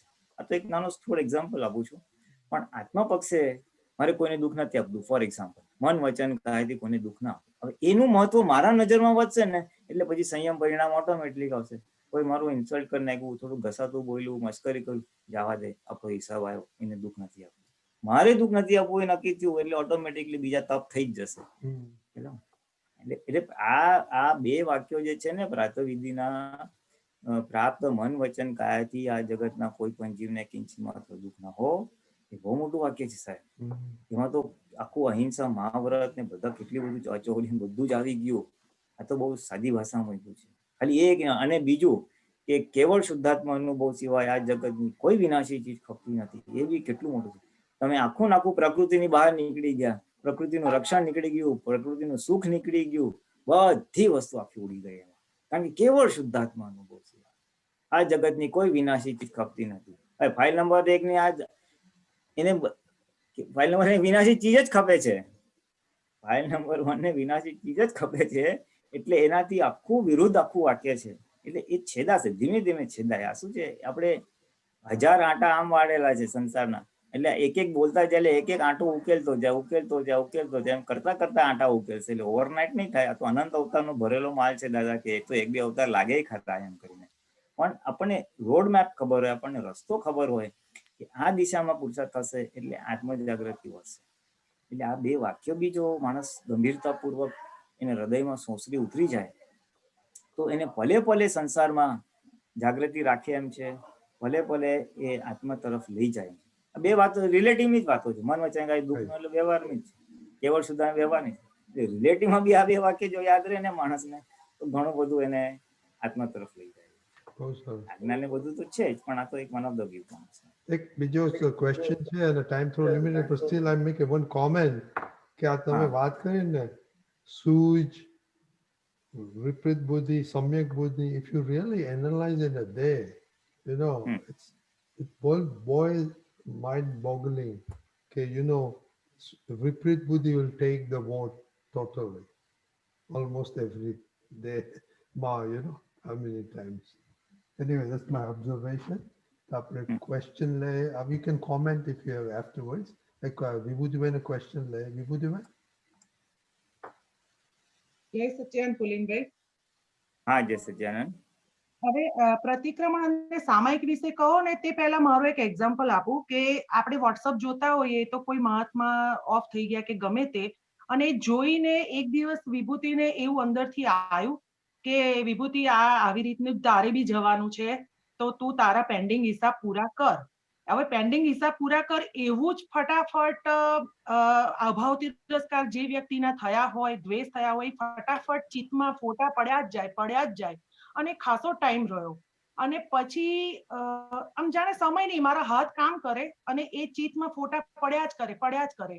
તો મારે આ સમજવું છે કે આ ક્લિયર થયું કહેવાય કે મારે દાદાના સામે બેસીને પ્રતિક્રમણ કે સામાયિક કરવું જોઈએ? આ શું કહેવાય એક્ઝેક્ટ?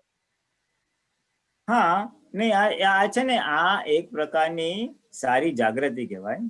સારી જાગૃતિ કહેવાય. કારણ કે આટલા વર્ષ, આટલા ઘણા બધા આટલા મહિનાઓથી રોજ ઓલું પદનું આવે છે અને બધું આ સત્સંગ આટલો સાંભળો છો ને એટલે જાગૃતિ સરસ ઉત્પન્ન થઈ છે.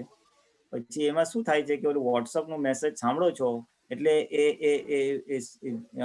ખ્યાલ આવે છે કે આપણું બી આયુષ્ય લિમિટેડ છે અને આપણે બી વિદાય લેવાની છે.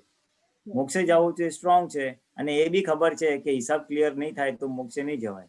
એટલે તરત સમ્યક બુદ્ધિ કામ કરે છે અને કહે છે કે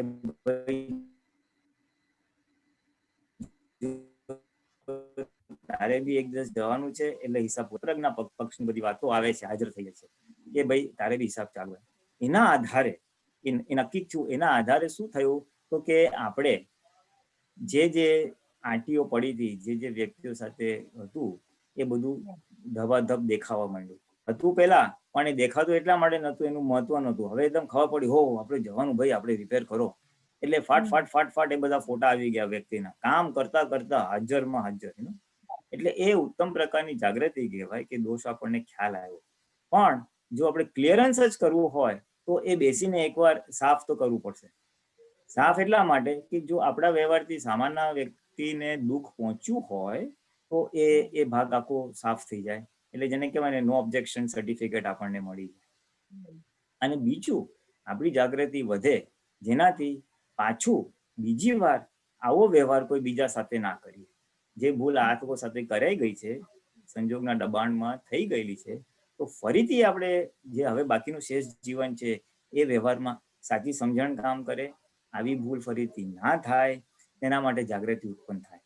એટલે આ બે વસ્તુને અચીવ કરવા માટે એક ચીતે બેસીને સાફ કરો ને તો જ પ્રોપર સાફ થશે. અને વન્સ એન્ડ ફોર ઓલ એટલું સરસ સાફ થશે અને કાયમ માટે એવી સરસ જાગૃતિ ઉત્પન્ન થશે કે આ ભૂલ રિપીટ નહીં થાય, અથવા થશે તો તરત પાછળ પ્રજ્ઞા એને અલર્ટ કરી દેશે.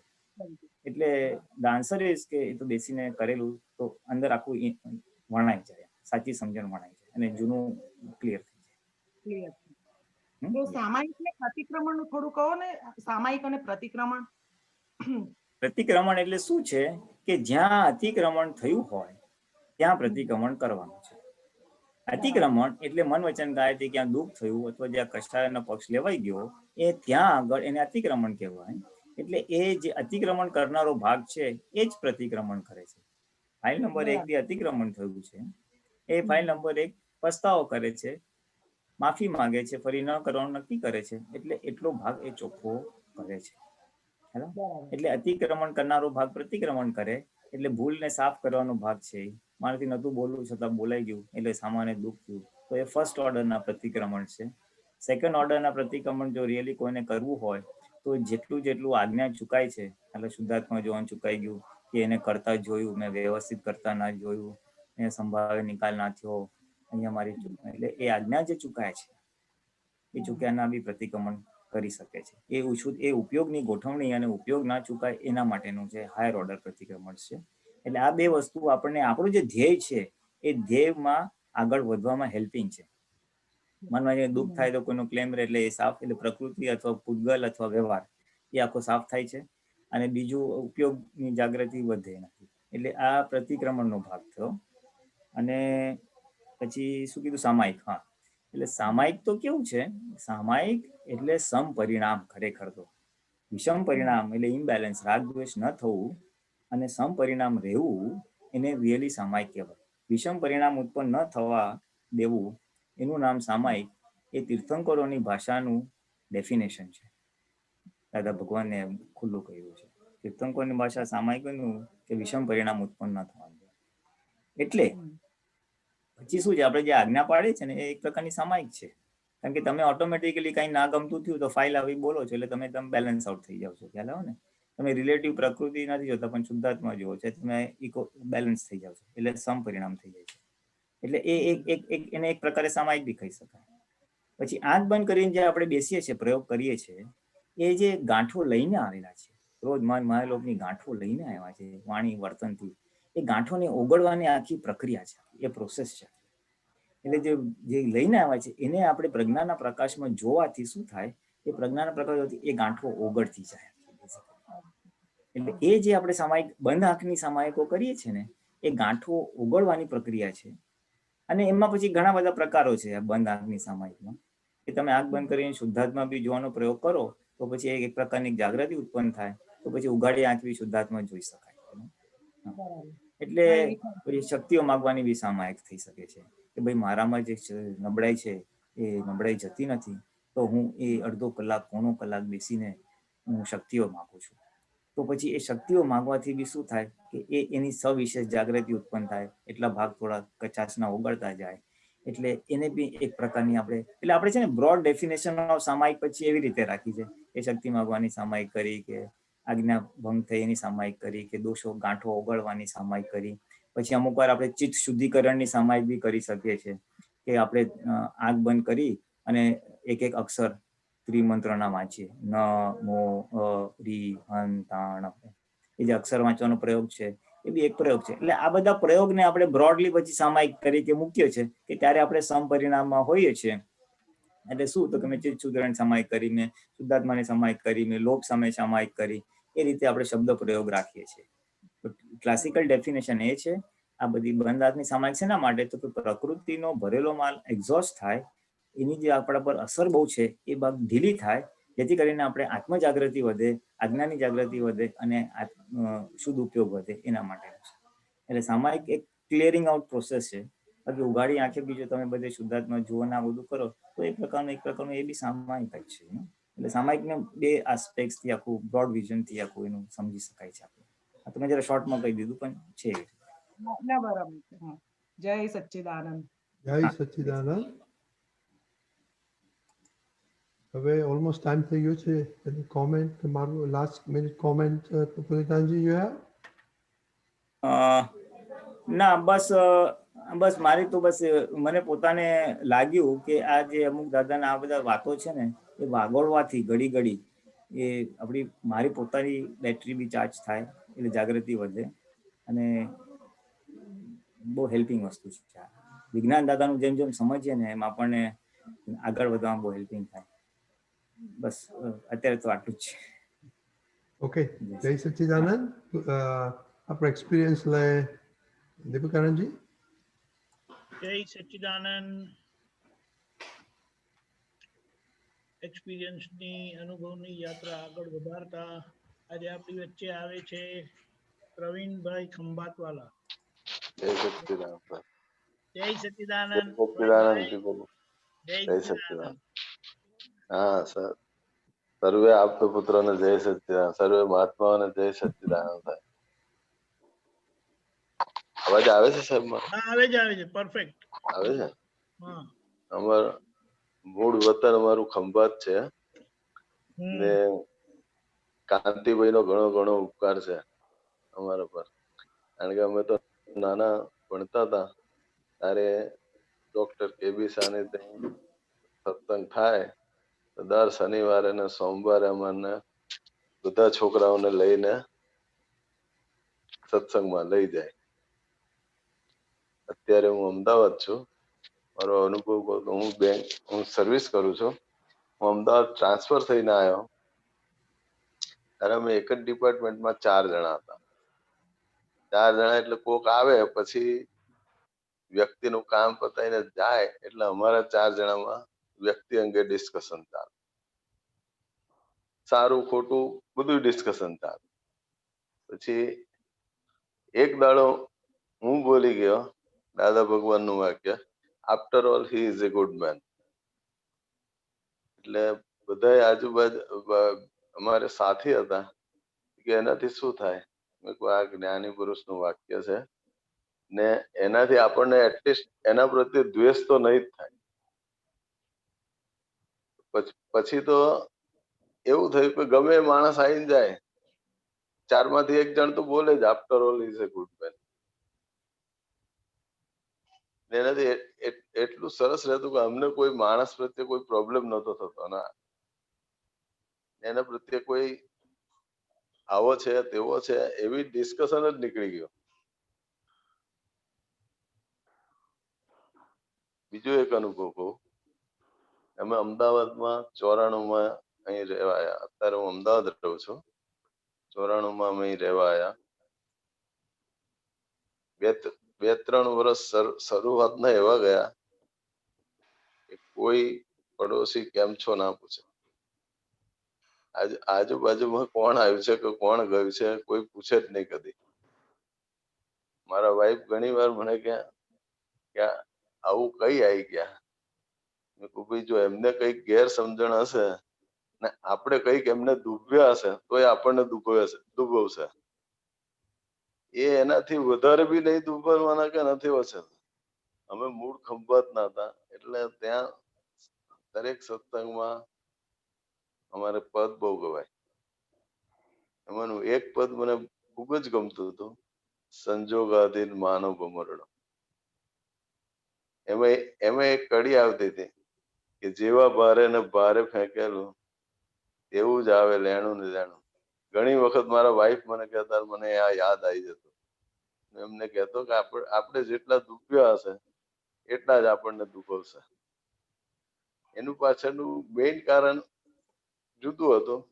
કારણ કે હું જયારે મારા પેપર્સ લેવા ગયો ત્યારે જે સંચાલક ભાઈ હશે એને મને કીધું ભાઈ તમારા હારું તો 130 જણા અહીં એપ્લિકેશન આપીને ગયા હતા કે અમને મકાન ના આપશો. એમની પાછળનું રીઝન જ્ઞાતિ બેઝ નું હતું. પણ મને પછી ખબર પડી. પણ અમારો એ લોકોનો જે વ્યવહાર હતો એમાં અમે દાદાનું જ્ઞાન હતું તો આટલી શાંતિથી રહી શક્યા. નીકળ ઝઘડા ઉભા થાય, પડોશી જોડે વ્યવહાર બી ના રહી શકે. આજે હું 25 વર્ષથી અહીં જ રહું છું. અત્યારે બિલકુલ શાંતિથી હોમલી રિલેશનમાં રહીએ છીએ.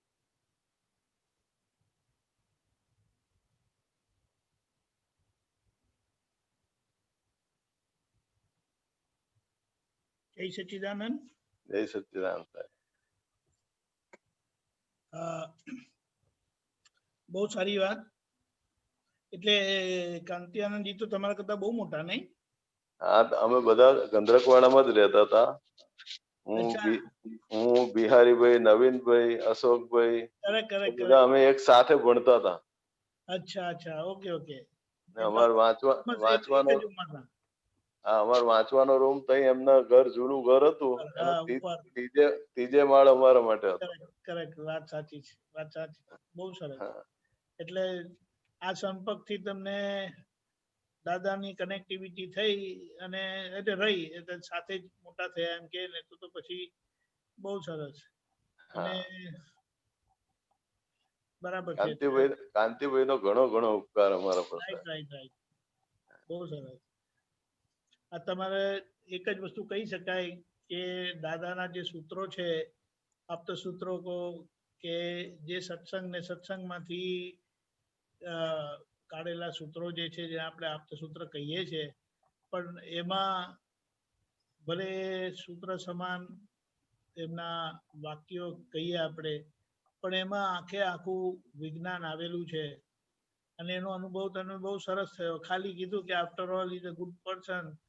તો અલ્ટિમેટલી 4 તમારા કોલીગ હતા તે 4 માંથી 1 જણ તો આ બોલી જ નાખે. એટલે તમારે આપણને ખબર નથી દાદાએ શું કીધું છે કે આ બધી આવી રીતે નેગેટિવ વાત કરીએ ને 1 કલાકની વાતમાં કેટલા અવતારના કર્મો બાંધી નાખીએ. અને આ જ એક દાદાનું વચન આવ્યું તો આખી વાત જ બંધ થઈ ગઈ. વાત જ બંધ થઈ. કોઈના બહુ મોટી વાત છે. કોઈના વિશે કોઈ ડિસ્કશન કરવાનું રહ્યું જ નહીં સાહેબ. Correct correct. અને પછી તમારું જે અહીંયા ટ્રાન્સફર થઈને આજુબાજુ વાળા જોડે એ તો રહેવાનું, કારણ કે આપણી આખી સોસાયટી એ રીતે બંધાયેલી છે અને આખી ફ્લરિશ જ એવી રીતે થયેલી છે. એટલે બધાને એવી માન્યતા ને એવું રહે છે. પણ જયારે આટલા વર્ષો થયા ને જો એ લોકોને ઓળખાણ પડી ગઈ ને હવે કે આ લોકો ભલે જે આ વાત જે છે પણ એ જુદું જ છે અંદર, કારણ કે આપણી પાસે દ્રષ્ટિ મળેલી છે. આજે મને એમ થાય સાહેબ કે જો આ દાદાની દ્રષ્ટિ ના હોત તો હું પડોશીઓ જોડે ઝઘડતો હોત. રાઈટ રાઈટ, સાચી વાત છે. ને આજે 25 વર્ષ પછી હું પ્રેમથી ના રહી શક્યો હોત. Correct correct. એટલે દાદાનું વિજ્ઞાન ગમે ત્યાં જાય તે સ્વર્ગ બનાવી દે. સ્વર્ગ બનાવી દે છે. બિલકુલ વાત સાચી. બહુ ટૂંકામાં ઘણું બધું કહી દીધું તમે.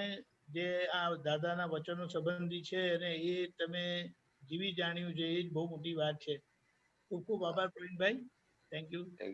જય સચ્ચિદાનંદ. જય સચ્ચિદાનંદ. જય સચ્ચિદાનંદ પ્રવીણભાઈ, બહુ શોર્ટ તમે વાત કરી પણ તમારો એક્સપિરિયન્સ તો ઘણો છે. બધા દાદાના વાક્યોને બધા પચાવીને વેરી ગુડ, થેન્ક યુ. પુલિદાનજી, આ એક વખત આપણે પુલિદાનજી કંઈક એક્સપિરિયન્સ કેવો હોય પછી આપણે ત્રિમંત્ર બોલીએ. પ્રવીણભાઈ પછી ફોલો કરજો. પુલિદાનજી, બસ એક્સપિરિયન્સમાં તો બસ એટલું જ કહું છું કે આ જે બુદ્ધિની આટલી બધી વાતો કરી એનો મારો પોતાનો એના પરનું ઓબ્ઝર્વેશન છે કે જ્યાં જ્યાં આ ઇમોશનલ કે સેન્સિટિવ થવાય છે એટલે આ તરત વાત પકડાય છે કે આ બુદ્ધિ કામ કરે છે અને બુદ્ધિ હાઈપર થાય કેવું થાય એટલે બધું દેખાય. કારણ કે મારો જોબ જ એવો હતો ને, 15 વર્ષ જે મેં નોકરી કરીને તો બુદ્ધિને એકદમ ધાર કરેલી હતી, શાર્પન્ડ બુદ્ધિ હતી. કારણ કે અમારે એક મિલી સેકન્ડ ને માઇક્રો સેકન્ડમાં ઓબ્ઝર્વેશન, ડ્રોઈંગ્સ બનાવીએ તો માઇક્રોમીટરમાં બધો ટોલરન્સ લેવલ હોય, મીટિંગમાં જવાનું હોય તો મિનિટ ટુ મિનિટ હોય, minute notes of the meeting હોય તો એક જ પાનામાં લખવાનું હોય. એટલે હાઇપર એફિશિયન્સી ને hyper optimisation, we cannot afford to waste a single minute, a single moment કે સિંગલ વર્ડ ઓલ્સો. બધી પ્રોડક્ટ ડિઝાઇન હતું ને, it is the biggest challenge કે it should be easy to manufacture, easy to sell, easy to use and it should be cheapest computer સામે. એટલે એટલું બધું કોન્ફ્લિક્ટિંગ રિક્વાયરમેન્ટ્સને match કરવાનું ને એટલે બુદ્ધિને તો એકદમ ધાર પર કરી નાખી હતી. કારણ કે એના પર છૂટકો જ નહોતો. Optimize on all parameters. અને મારે I was working with the top most engineers in the country. એટલે એકદમ ફાઇન બુદ્ધિ તો એટલી તેજ થઈ ગઈ હતી ને. હવે આ બધું જોબ છોડ્યું પછી હવે આપણે આ જ્ઞાનમાં આગળ વધવાનું એટલે એ ટોટલી 180 ડિગ્રીઝ મારે કામ કરવાનો વારો આવ્યો. હવે અહીંયા દાદા કે બુદ્ધિને છેદી નાખવાની છે, અભૂત થવાનું છે. એટલે જેને ધાર કરી તેને આખી બુદ્ધિ કરવાનો વારો આવ્યો આખો. So it was a very big challenge. And એને આફ્ટર ઇફેક્ટ્સ બી છે. એટલે જેટલી આફ્ટર ઇફેક્ટ્સ આવે છે એની સામે આ જ પુરુષાર્થ ચાલુ છે કે કેમ કરીને અભૂત દશા તરફ જવાય. ઉદય કર્મ એક બાજુ હતા ને આખું રિવર્સ ડિરેક્શનમાં જવાનો સંજોગ આવ્યો. એટલે આ જ બધી વાતો બહુ હેલ્પિંગ રહે છે અને આ જ પુરુષાર્થ ચાલુ છે. એટલું હું કહીશ, હું મારા અનુભવથી કહીશ કે આ એક શબ્દો એટલા પરફેક્ટ છે. એટલે દાદાએ જે આ બધી ટિપ્સ આપી છે ને એ મેં અનુભવથી અજમાવી જોયું છે અને આઈ ફાઉન્ડેડ કે એ રિયલી આ વસ્તુ આ રીતે કરીએ જ છૂટકો. ભલે મારા જેટલી કોઈને એટલી ધારવાળી ના હોય બુદ્ધિ, અને ઘણાને નથી બી હોતી. એટલે મેં જોયું છે જેને બુદ્ધિ ઓછી ને એને સહજતા વધારે ને નિરાકુરતા વધારે નુકસાન થતું તો નુકસાન થાય છે અને ખબર ના હોય, ઊંઘી જતો હોય આરામથી, એને પડી જ ના હોય. સો અભૂત દશા એ શું વસ્તુ છે દાદાનું તો પ્રત્યેક જાણે કે જોયું જ છે. પણ બુદ્ધિ ઓછી હોય તો કેટલા ફાયદા છે એ બી છે. એટલે એક બાજુ એ પોઝિટિવ આપણી પાસે એક માપદંડ છે, એક બાજુ આપણી દશા છે અને વચ્ચે આપણે એ દશા સુધી પહોંચવા માટે, અભૂત દશા પહોંચવા માટે દાદાની આ બધી ચાવીઓ છે. એટલે આ ચાવીઓ વાપરીએ છીએ એમ લાભ થાય છે અને આપણને લાગે કે આ રીતે જ અભૂત દશાએ જવાશે અને આગળ જે પ્રગતિ કરવાની છે આનાથી થશે, એવું મારો અનુભવ કે છે. બહુ સરસ. તમે તો to diffuse the buddhi, that's a big challenge. So hopefully આ બધા મહાત્માઓ will take up the challenge to diffuse our buddhi. Okay, જય સચ્ચિદાનંદ. આપણે ત્રિમંત્ર બોલાવો. Pravinbhai, please follow. કોઈ ફેમિલીમાં હોય તો they can follow also together. હા. નમો વિતરાગાય. નહીં, પુલિનાજી બોલો છો, તમે ફોલો કરજો. Okay sir. નમો વિતરાગાય. નમો વિતરાગાય. નમો વરિહંતાણમ. નમો વરિહંતાણમ. નમો સિદ્ધાણમ. નમો સિદ્ધાણમ. નમો આયરિયાણમ. નમો આયરિયાણમ. નમો વજ્જાયાણમ. નમો વજ્જાયાણમ. નમો લોય સવ સાહુણમ. નમો લોય સૌવ સાહુણમ. એસો પંચન મુક્કારો. એસો પંચન મુક્કારો. સૌવ પાવપણાસણો. સૌવ પાવપણાસણો. મંગલાણં ચ સવેસિમ. મંગલાણં ચ સવ્વેસિમ. પડમમ હવૈ મંગલમ. પડવમ હવૈ મંગલમ. ઓમ નમો ભગવતે વાસુદેવાય. ઓમ નમો ભગવતે વાસુદેવાય. ઓમ નમઃ શિવાય. ઓમ નમઃ શિવાય. જય સચ્ચિદાનંદ. જય સચ્ચિદાનંદ.